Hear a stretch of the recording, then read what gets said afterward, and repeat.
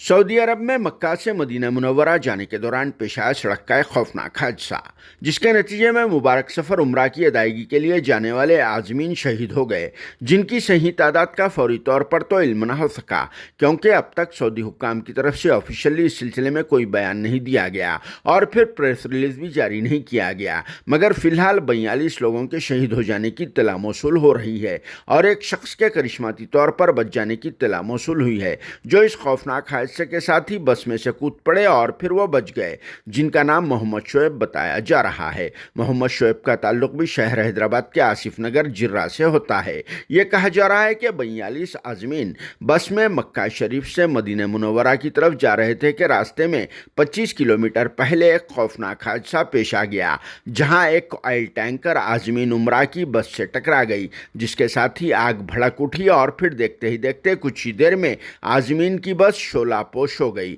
और जलकर मुकम्मल तौर पर खाकस्तर हो गई, जिसमें आज़मीन को संभलने का तक मौका नहीं मिला और ये लोग शहीद हो गए, जो इस मुबारक सफ़र के दौरान इस फ़ानी दुनिया से रुखसत होकर अपने हकीकी मालिक अल्लाह रब्बुल इज़्ज़त की बारगाह में चले गए, जिनकी बाल बाल मग़फ़िरत और उनके दर्जात की बुलंदगी के लिए आप और हम सबको दुआ भी करना चाहिए, जो ये लोग अल्लाह पाक के मेहमान होते हैं। तो दूसरी तरफ ये इत्तला मौसूल हुई है कि इन तमाम आज़मीन का ताल्लुक़ शहर हैदराबाद के मुख्तलिफ मुकामात जैसे कि Asif Nagar, Jirra, Dattatreya colony, old city, Falaknuma वगैरह से होता है और ये लोग मेहदीपट्टनम में मौजूदा fly zone tours and travels और बाजार घाट में मौजूदा अलमक्का टूर्स एंड ट्रैवल्स से उम्रा के लिए रवाना हुए थे। इस अफसोसनाक हादसे पर तेलंगाना स्टेट के चीफ मिनिस्टर रेवंत रेड्डी और सदर मजलिस हैदराबाद के रुकने पार्लियामेंट बैरिस्टर असदुद्दीन ओवैसी ने अपने गहरे दुख का इजहार किया और फिर इस हादसे की इत्तला के साथ ही मल्लेपल्ली डिवीजन से वाबस्ता AIMIM के एक्टिव कॉरपोरेटर जफर खान हस्ब रिवायत यहाँ पर पहुँच गए और फिर टूर्स एंड ट्रैवल्स के पास मौजूदा